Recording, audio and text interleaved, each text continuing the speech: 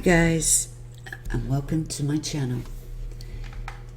This is the story of Laura Hackins,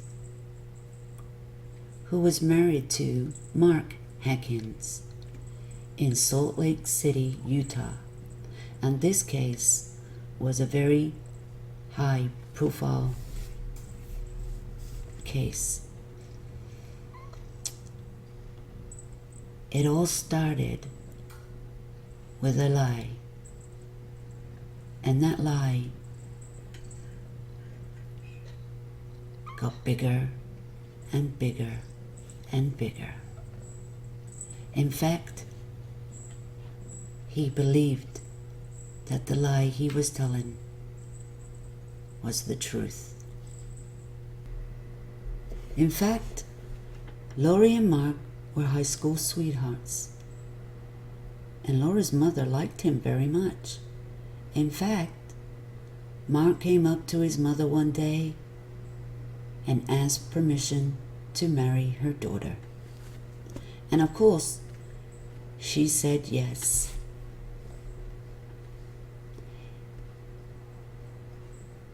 In 2004, the couple had been married for 5 years, and they were on the verge to moving to North Carolina, because Mark had graduated from the University of Utah with honors and had been accepted into North Carolina Medical School. Lori had also told the family members she was 5 weeks pregnant.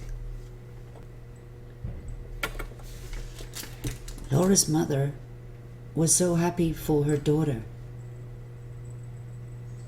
Her husband was going to be a doctor. Now she says Mark Hackins was incredible, affectionate, and caring to others, and she thought he was an ideal match for her little girl. I liked him.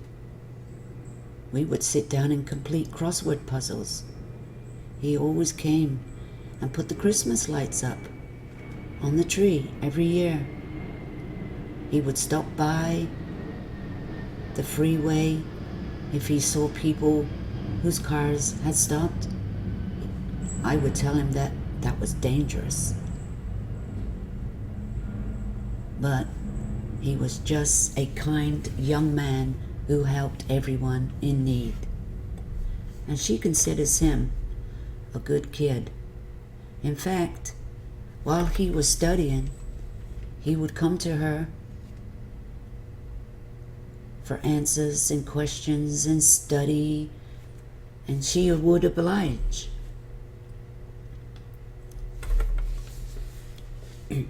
Hackins claimed that his wife went hiking that morning but failed to show up for her job.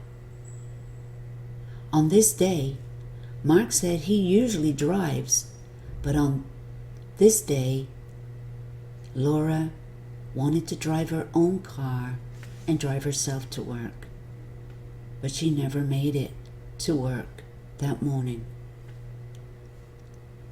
Mark says he called the police to report his wife missing. After he called her job to say hi, how's it going? And they told him that she was not there. She had not shown up. But the police said, because she's a grown woman, they'd have to wait 24 hours. Now this Mark was a very big liar, and I think he was a dreamer, and he started to believe his lies, because when he lied, he made things sound so great that he was the best thing on this earth. And one woman especially, he got on his side, and that was Laura's mother. She adored him. She could not see through his lies. He was so convincing. He did all the right things at the right time. And she couldn't ask for a better son-in-law.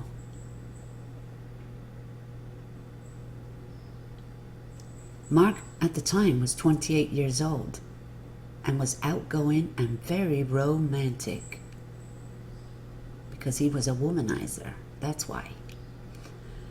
Laura was 27 and was very private and practical.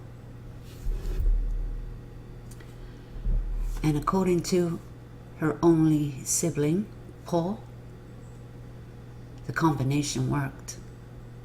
He says they were different. You know, like the saying goes, opposite attracts. And that's what the situation was in this relationship. Like I said, Mark came up to her mother and asked permission to marry her daughter.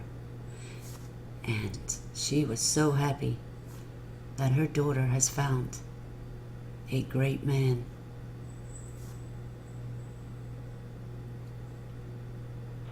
And, you know, the jokes were like, how did you get such a cute woman? Everyone kidded him because, you know, he was just like a goofy dude, a goofy guy. Well, one of his friends, Brian, who he became friends with, and they met at work together at a children's unit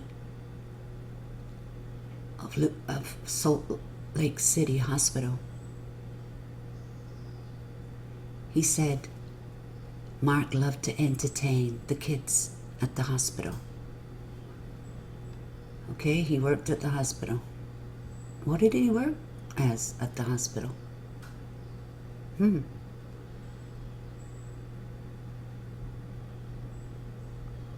Mark was married to his wife for 5 years. 5 years. And Laura's mother has known him for, at the time, for around 10 years. They were high school sweethearts. So she's known this man for a very long time. But nobody took notice of this liar.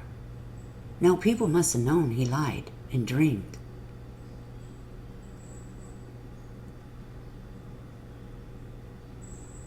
He had dreams. He had lots of dreams. But the trouble is, did he accomplish them the right way? I don't know why he started lying, but he lied to himself and he lied to others.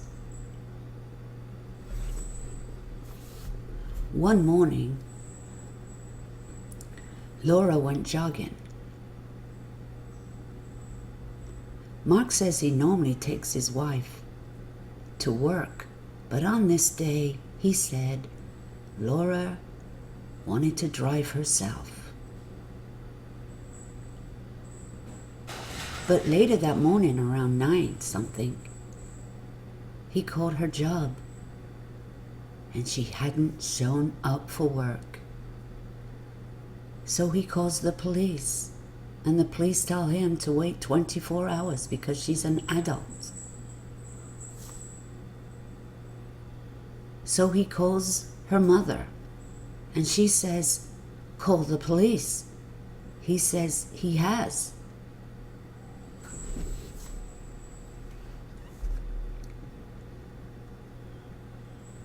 So the day goes by,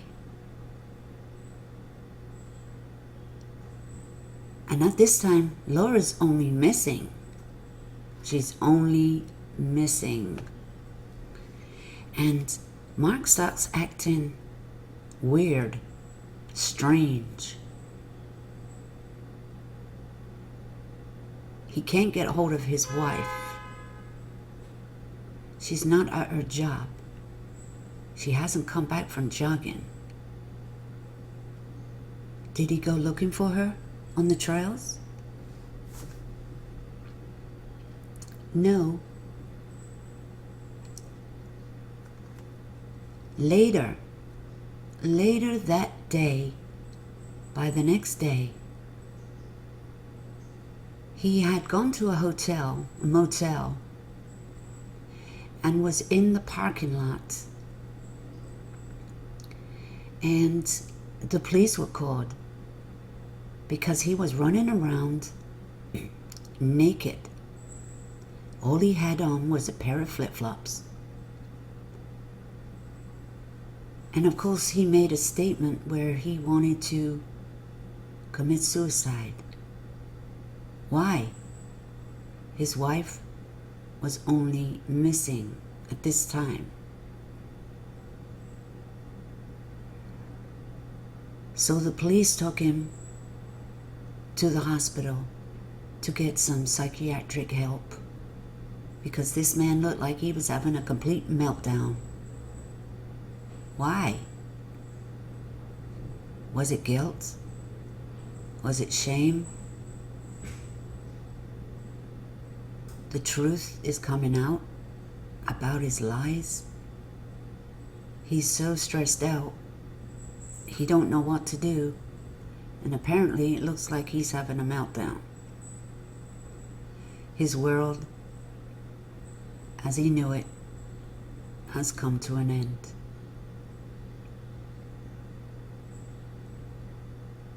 His brother was called. The police called his brother. And the investigation started. You see, they were moving to another state, North Carolina, in a few days. The house was packed. The apartment was full of boxes, and there was a list of things that Lori had made for what the packers, the guys are going to get her property. And she made a list. And on that list, days before she went missing, one thing on the list was a bed, box, and a mattress.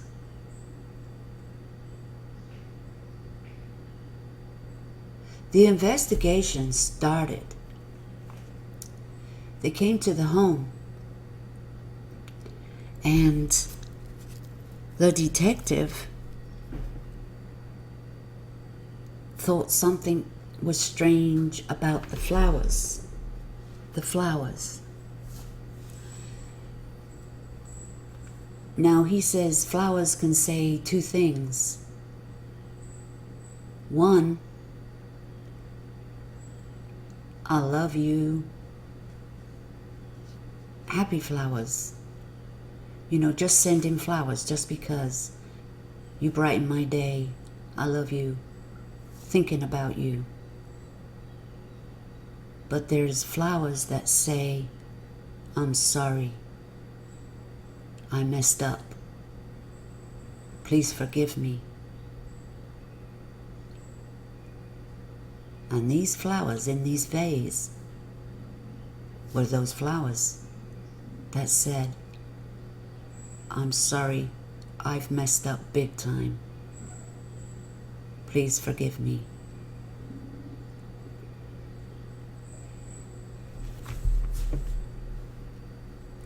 The day Laura went missing,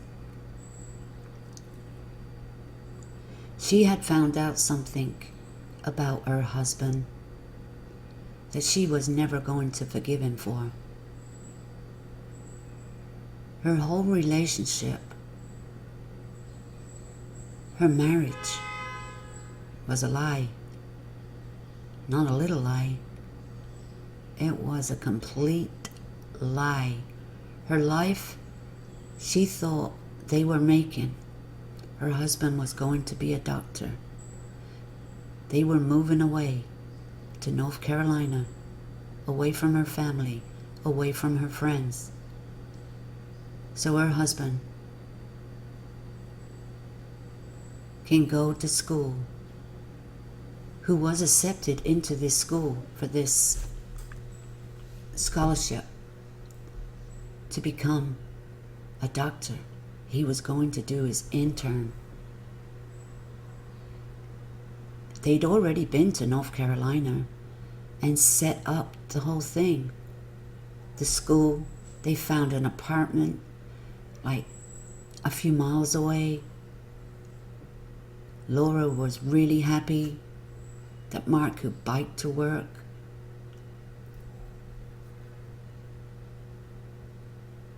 And she was so happy. She was going to be a doctor's wife. All they'd worked hard for, supporting her husband through his journey. So she thought. But it came crashing down. Now, mind you, she'd been with him a long time, and she never expected this bombshell that her husband had deceived her, lied to her. Her whole marriage was a lie, and she wasn't going to have it. This was the end. And I expect that he expected that she was going to tell on him. And everybody was going to know that he is a fraud.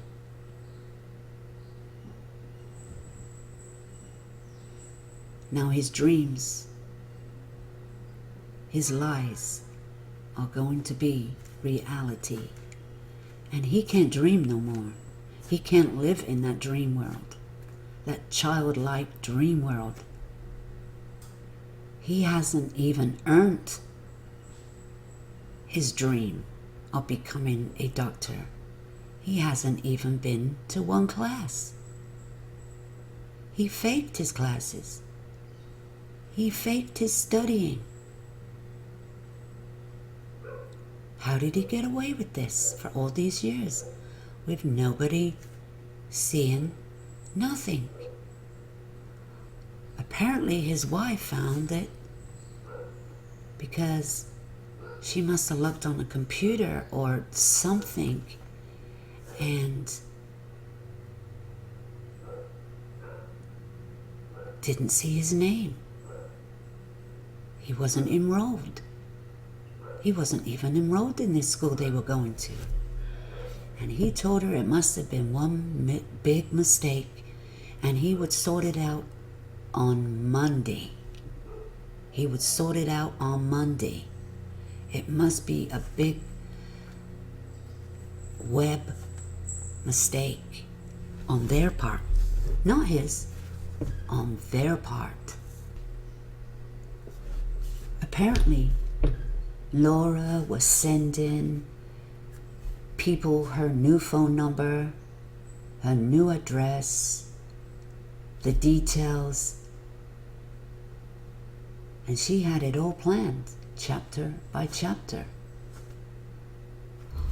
On the 15th of July, Lori emailed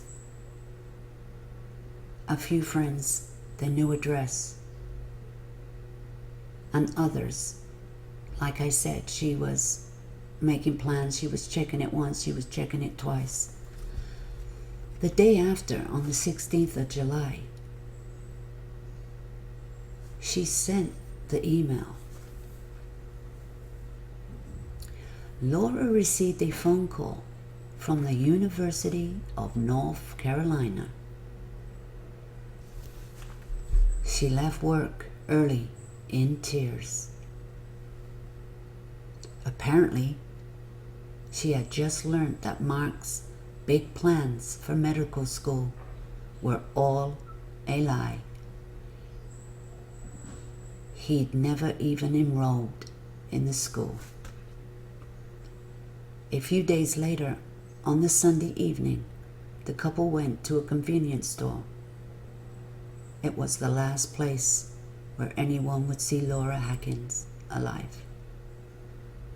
Seen on surveillance footage from later that night, Hackins returned to the store around 1 a.m. But this time, he was alone.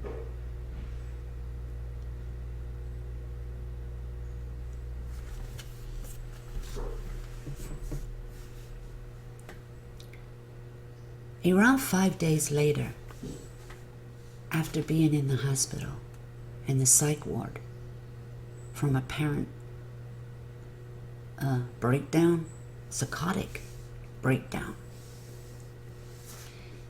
he allegedly confessed to killing his wife while she was sleeping.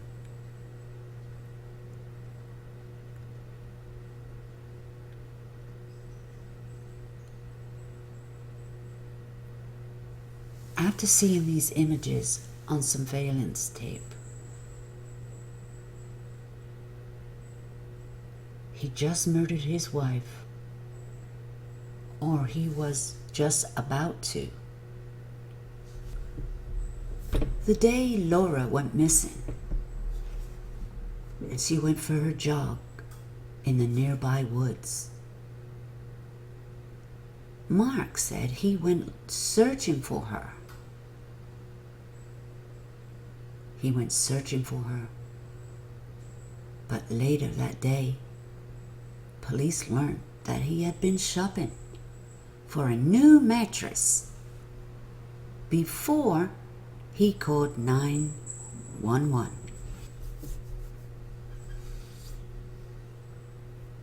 This was the first sign that Hackins' concern for his wife was all a act.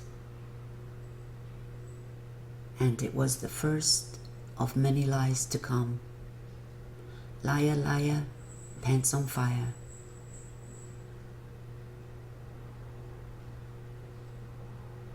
There was a press conference,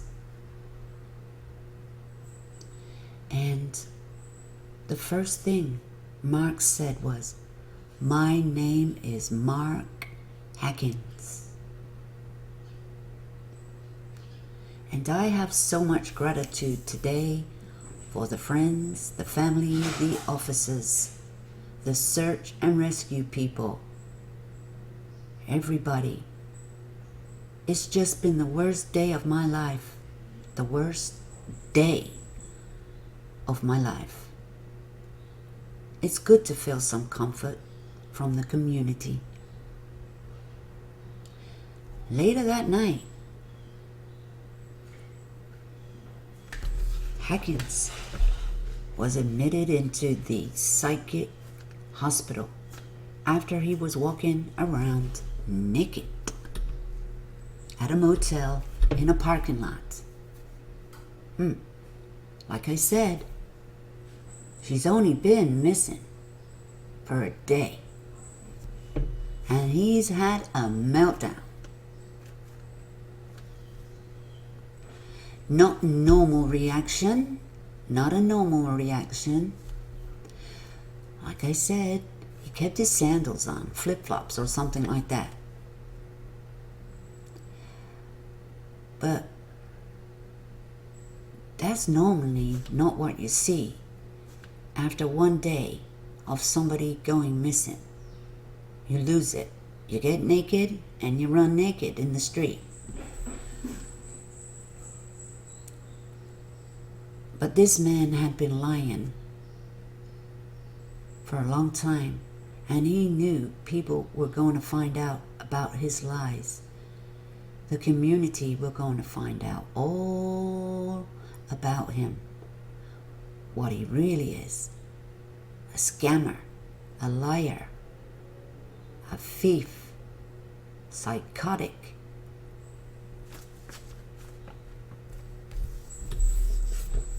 You know, he has a disability, but nobody knew it. Nobody knew it, except his family. You know, like his father knew.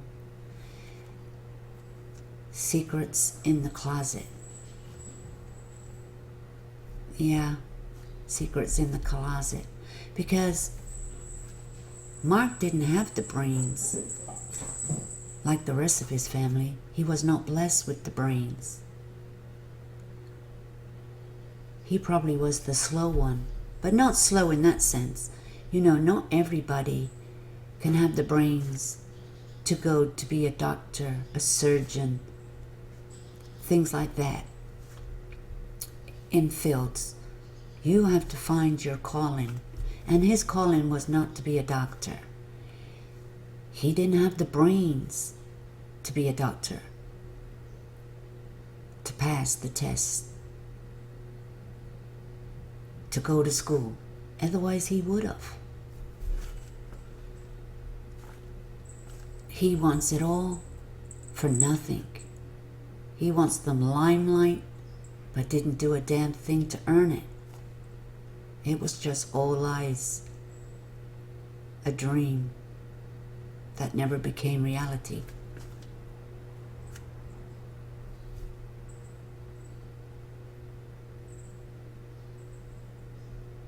Now,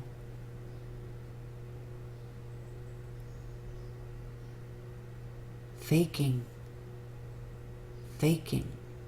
Now, he had this psychotic breakdown. Was it all a plan?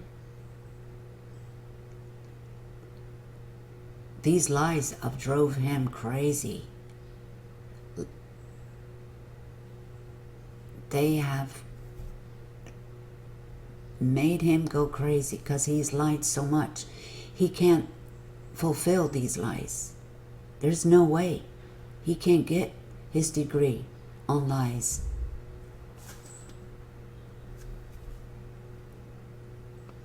Going to the hospital, was that the plan?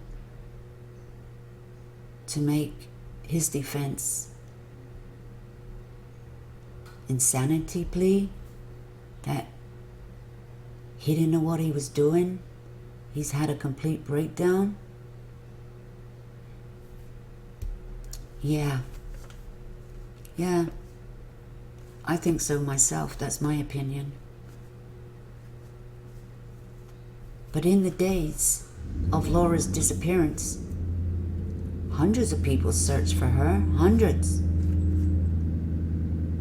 They couldn't find her. He said she went jogging. Nobody see her on the trail, in the woods. They looked. Hundreds of people looked.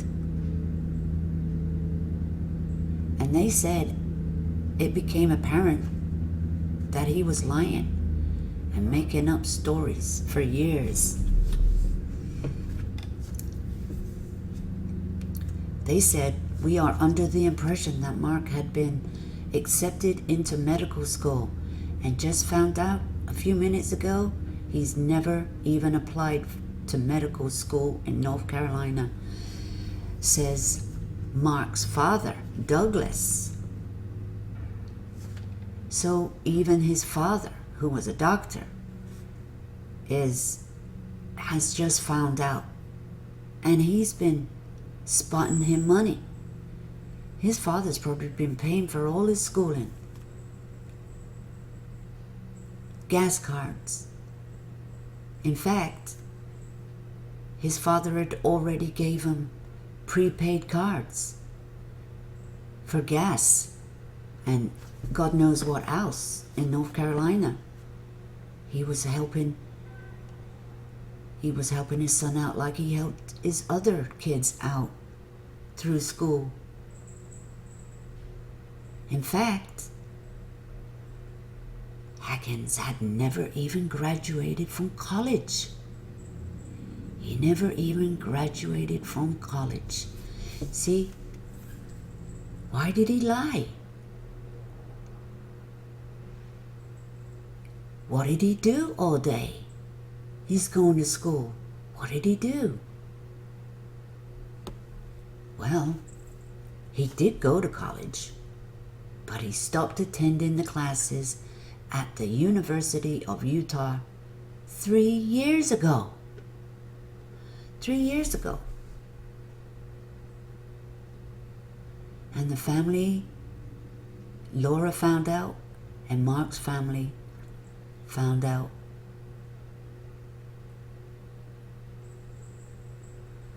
But nobody really knows the true story.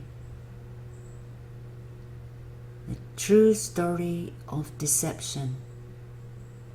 He lied to everybody. He lied to his parents, her parents, his friends, his brother, colleagues, co-workers.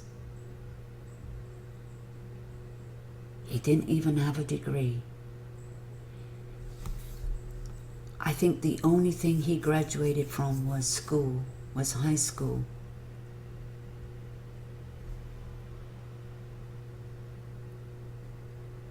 And when his mother found out, his mother called the home and left a message why he wasn't enrolled in school.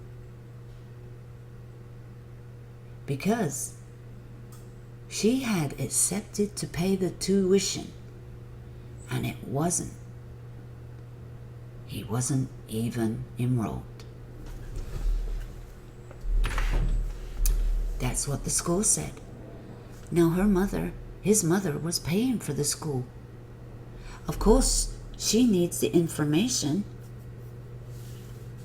because she needs to pay his bill. I mean, didn't he think that people were going to find out one day? But all these years later, nobody found out until Lori went missing.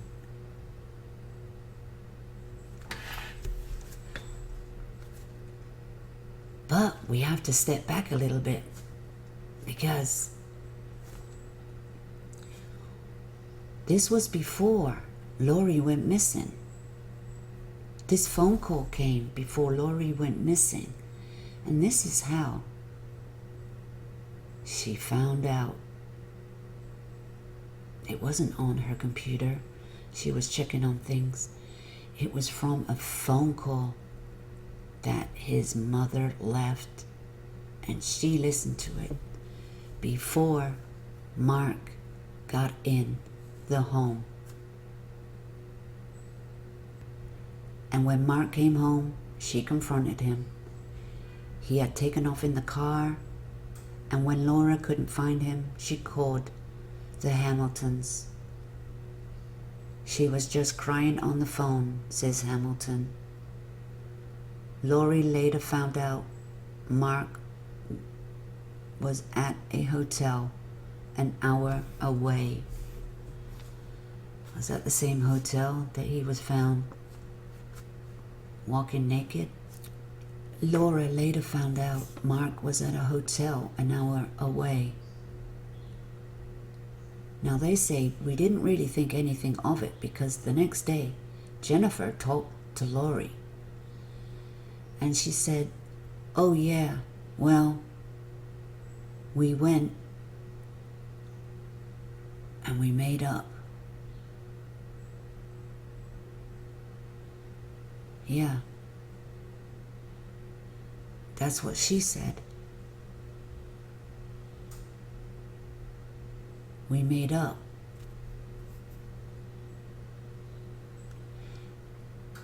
Because he had lied again. He had lied again and said there must be some mistake. Now we go back to that. There must be something wrong. I will sort it out come Monday. I will sort it out come Monday. And he did sort it out come Monday. He also said to them,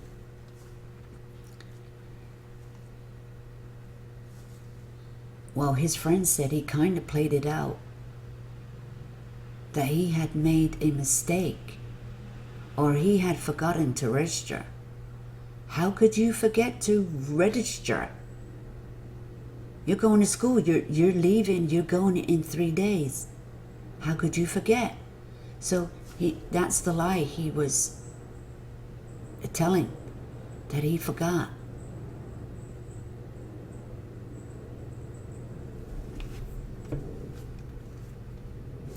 And Laura must have believed that lie again.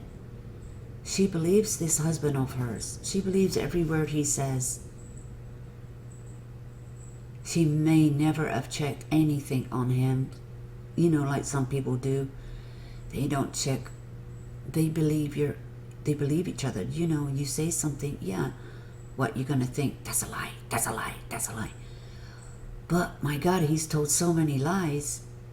They're not even little lies. And nobody figured it out. What was he doing for money? What was he doing? Well, what was he doing all day with himself? He wasn't going to school. Well, he did have a job, but he lied on that one too. He must have. You know, all his lies got bigger and more elaborate. I remember for the last 2+ years, the extensive preparations for medical school, says Laura's brother. In fact, Mark went as far as to fly to Manhattan and pretend to interview for a medical school while staying with his cousin. He got up in the morning, he put his suit on. Like the day before, she drove him by where Columbia was. So he knows where it is at, recalls the brother Paul, Laura's brother, and left and went to do his interview and came back a few hours later and talked about the interview and how it went.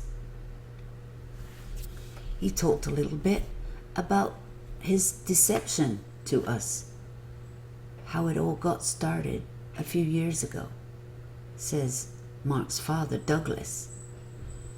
He has 2 brothers who are high achievers. He felt pressure to excel as well. See, his dad's already making excuses for him. He's making excuses for him now about his lies and deception. Where did the money go? The real tragedy in this, many believe Laura would have loved Hacken no matter what he did for a living. As long as he was doing his best, she would have loved him with all of her heart, says her mother. And he didn't have to be a doctor, a president, whatever he was doing. As long as he was doing his best, she would have loved him.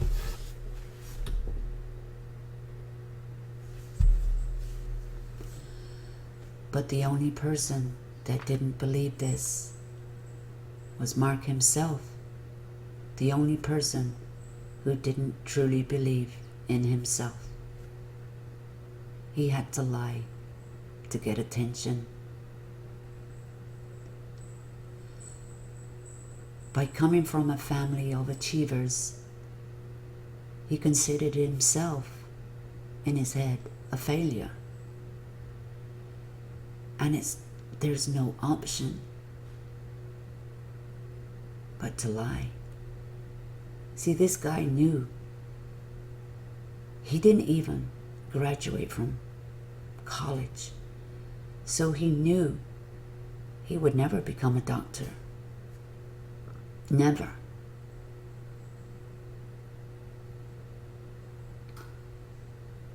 So maybe this is when the lies began. he was such a failure that he started dreaming and making up stories. He couldn't handle letting people down. He'd rather lie and go through the motions every day, lying. What am I going to do next? What am I going to do next? This must have been hard to do, because this little lie was a very massive big lie. And there was an outcome to this. He would eventually have to graduate, have a ceremony. What was he going to do? That was never going to happen. They say he was probably sad and distraught about letting his wife down, everybody down, and he snapped. Well, that phone call that came from his mother is the one that made him snap, because she's the one that started the ball rolling. And the wife checked up on him. That's how it all started. Your lies will be found out one day. You can't keep lying.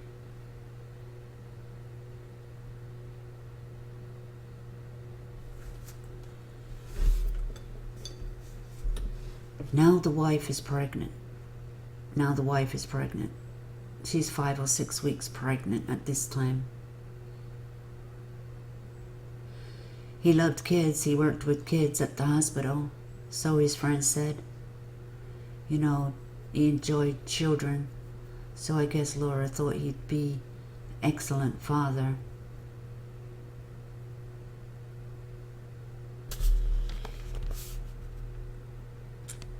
While in the hospital, around 5 days later, Mark confesses to his brothers that he has killed Laura. He shot her in the head while she slept in her room on the mattress, and that he had disposed of her body in a dumpster like trash.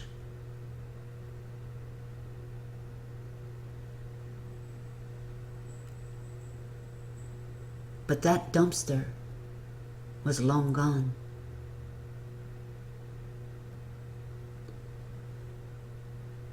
That dumpster had been emptied into the garbage truck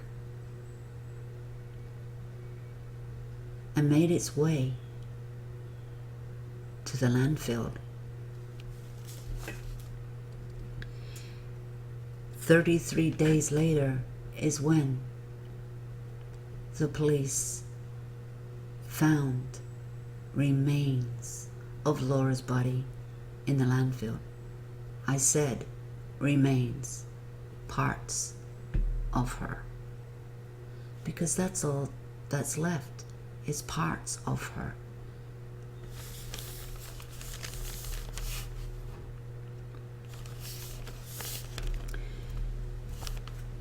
When he was asked about the mattress, because at first he lied about the mattress. He said to the detective that he and Laura had been sleeping on the box spring. The box spring. Now Laura's mother said that Laura would never be sleeping on a box spring. Why would she? You know, because she had a bed, and that's what Mark said. But he's lying again. Then he tells another lie. Well, this one's the truth, but it's kind of a lie. The reason why he got rid of, well, or step back a minute. Remember the list Laura made out. What was going to North Carolina was a bed, a mattress, and a box spring.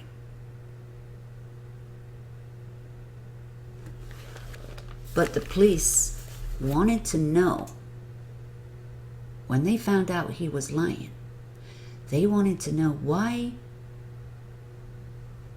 did you go and buy another mattress? You see, when they got in the house, there was only one mattress and a box spring. But they knew he had gone out and bought another mattress, but there wasn't one in the home. So he came clean, a clean lie, and said he had to get rid of the other mattress because Laura had had her period and she got all blood on it. She got blood on it. You know, normal people would, clean the blood off, clean it off. You wouldn't have to throw the mattress out. But Laura's pregnant. She wouldn't be having a period. Well, never say never, because, there are some women that have periods all the way through their pregnancy. But some people don't know they're pregnant. But she knew she was pregnant. So my guess is she's not having a period. And so he had to get rid of it. Well, the police already knew he was lying. And the police already knew his web of lies. And they just couldn't understand why he was lying about something that he didn't need to lie about. Because on the morning Laura went missing, like I said, he said he went looking for her, but he didn't go looking for her. Before he called 911, he went out and bought a new mattress. Because he had to get rid of that mattress. Of course he did. He got rid of the mattress and threw it away because he had shot her while she was sleeping. And it was full of blood from a gunshot wound to the head.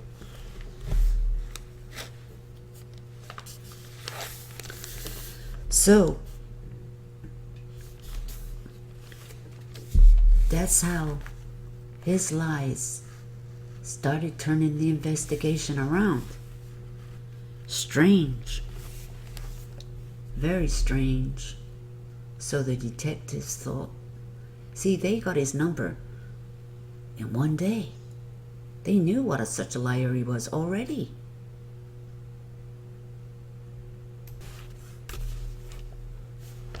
Liars and dreamers. While they dream, the lie is alive. When confronted with the lie, the dream has gone and reality sets in. Shame. They have been found out. Fraud and depression sets in. Their world, they knew it, has come to an end. Their life will be spiraling out of control. They have let everyone down around them. People who seem normal and healthy can snap. As long as they are able to do what they do in the moment, it gives them pleasure. And this is childlike. But when confronted, they feel humiliated. They say lies act like a mood depressor, as an antidepressant medication. When you can't use the lie to cope, you lose it. This is when you snap. When you lie as much as this man did. It was to combat failure in his life, low feelings of self-worth. Like a daydream, it will make you feel good. It will make you feel better.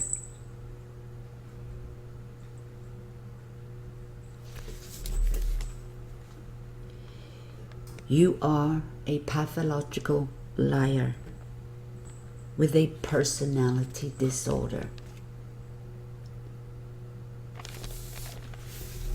They create their own world. They make things look better than they are. And this is like writing a novel. And you get enjoyment in reading this. And the more details, the better. When people believe it, they too believe it. These type of people are very good readers. They read people very well. They are very good at telling people what they want to hear when they want to hear it.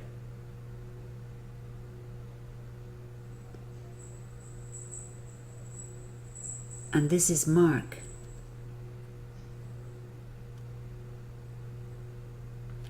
This is the two Marks, the liar and the dreamer.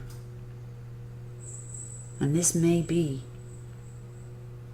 many people out there like this.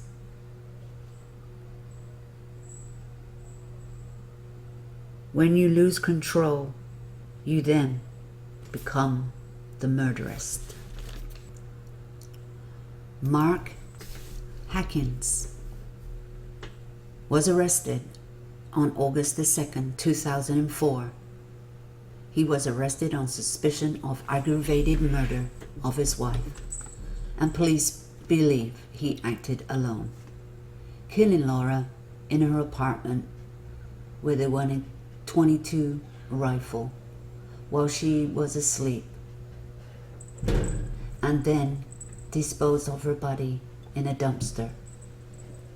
They found blood in several places in the couple's apartment, including on the knife located in the bedroom and on the headboard of the bed, as well as Laura's car.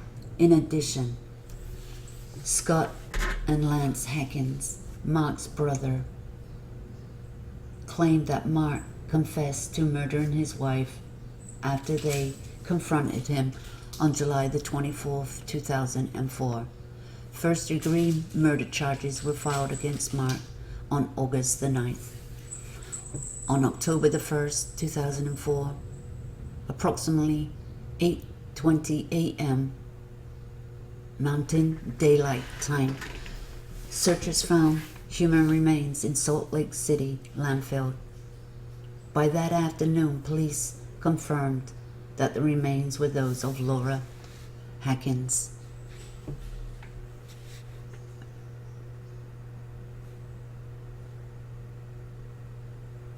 According to an interview with the CSI division in Salt Lake City, the sum total of Laura's remains, well, this is like finding a needle in a haystack. The total of Laura's remains were 2 teeth and a piece of bone the size of a quarter, which is believed to have come from her shoulder blade.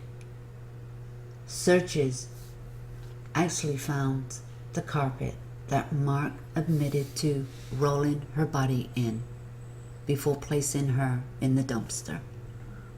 On October the 29th, 2004, Mark pleaded not guilty to first-degree murder despite pleas from the victim's brother Paul to save your family the grief and cost. Plead guilty to murder. According to the investigations, on the night of July the 18th, Laura discovered everything that Mark had told her about his background was false, learning that he had never graduated from the U of U and had never applied for medical school. She wrote him a note telling him that she planned to leave him. Rather than risk divorce, Hackins killed his pregnant wife. On April the 15th, 2005, Hackins pleaded guilty to first-degree murder in exchange for prosecutors dropping other charges. On June the 6th, 2005, Hackins was sentenced to 6 years to life in prison, the maximum the judge could give under Utah law at the time. This system needed to be changed.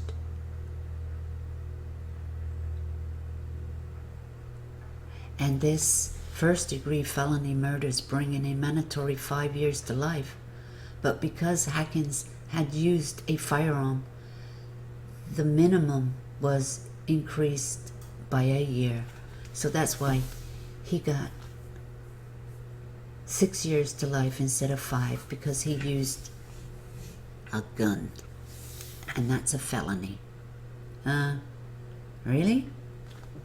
In July 2005, the Utah Board of Pardons declared that Mark Hackins would not receive a parole hearing until 2035.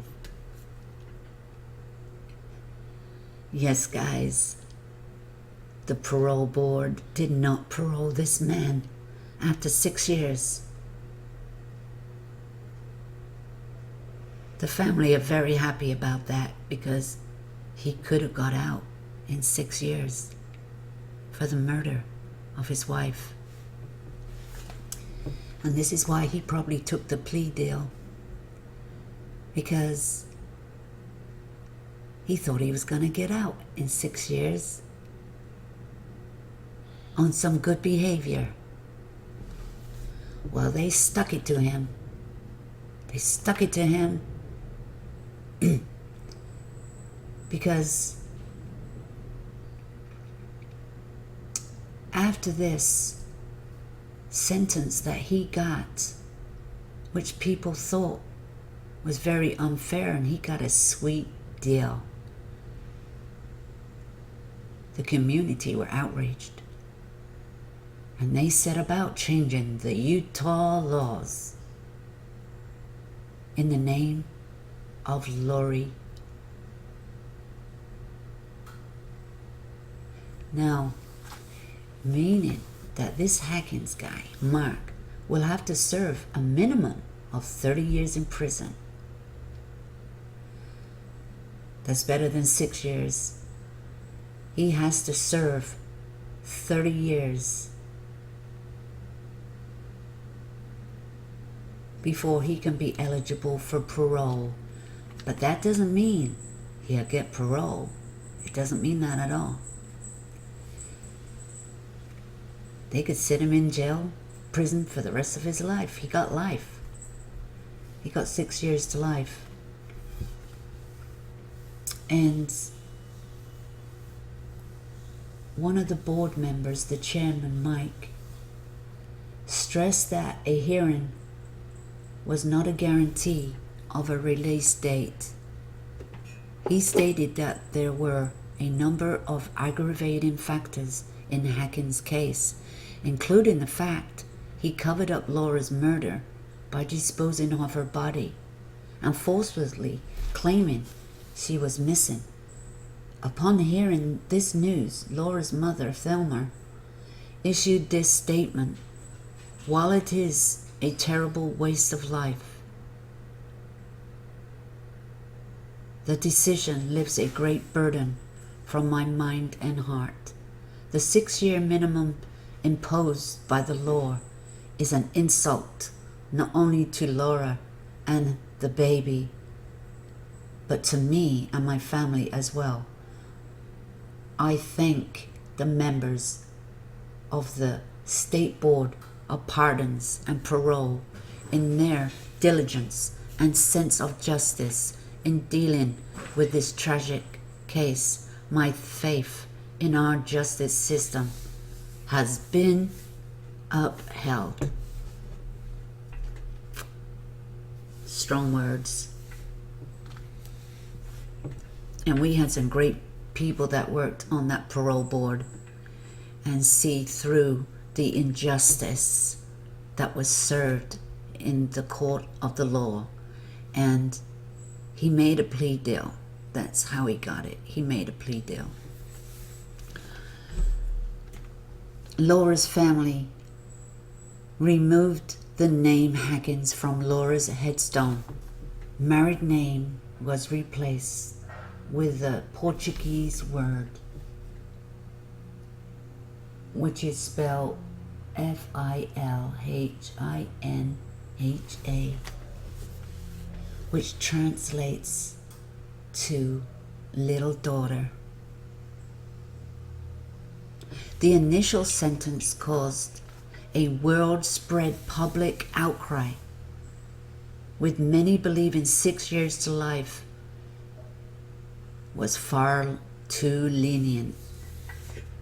Paul Borden, the executive director of the Utah Statewide Association of Prosecutors, urged the Utah Sentencing Commission to raise the minimum sentence of first-degree murder to 15 years. He said most people don't understand Utah's sentencing scheme, and added that it caused a public perception problem for the state. Zibet noted that most inmates convicted of murder have to wait between 18 and 35 years to be even considered for parole, and Hackins' actions pushed it to the higher level of the spectrum. On March the 20th, 2006, Utah House Bill 102, known as Lori's Law, was signed into law. It increases the minimum penalty for the person convicted of first-degree murder in the Utah to 15 years to life.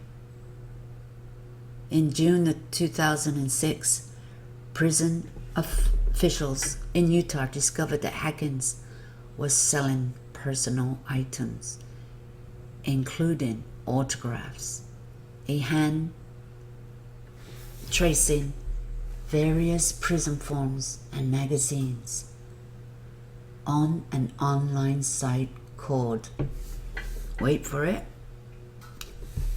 Murder Auction. Officials later announced that Hackins had agreed to discontinue selling anything online. On June 6, 2005, Mark Hackins' father read a statement from his family that he said would be their final statement to the press about the murder. The statement clarified several events leading up to Mark's confession and conviction. The statement ended by quoting,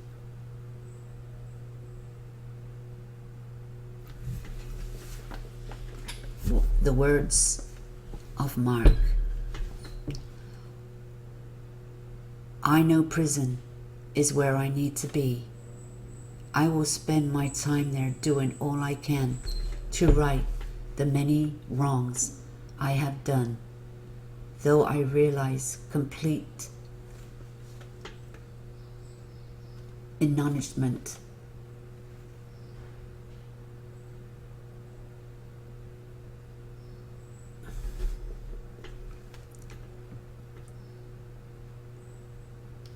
though I realize complete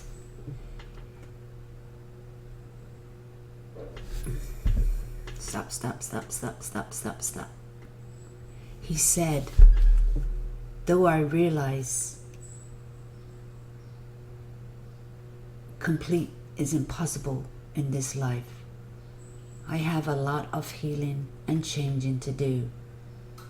But I hope that someday I can become a man Laura always thought I was. To the many people I have hurt, I am more sorry than you could ever know. Every day my soul burns in torment when I think of what you must be going through. I wish I could take away your pain. I wish I could take back all the lies I have told and replace them with the truth. I wish I could put Laura's back in your arms. My pain is deserved, yours is not. From the bottom of my heart, I beg for your forgiveness. There is no such thing as a harmless lie, no matter how small it is.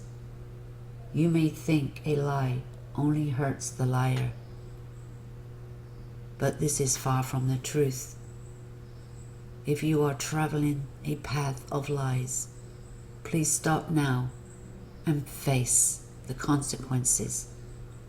Whatever those consequences, they will be better than the pain you are causing yourself and others.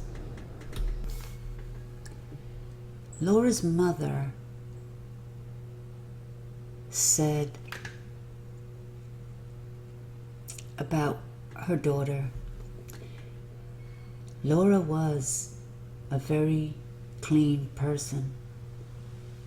She was always taking a shower and making sure that she was dressed and ready to go out that door every day.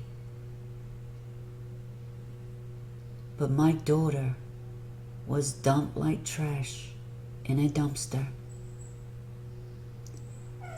And every time the garbage truck goes by, I cringe because my daughter was in there, and we know what happens.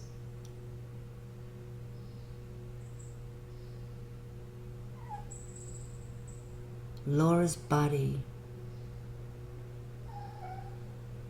was found in pieces. They only found a few things of Laura, her tooth and a piece of shoulder blade. This is all her mother got to bury.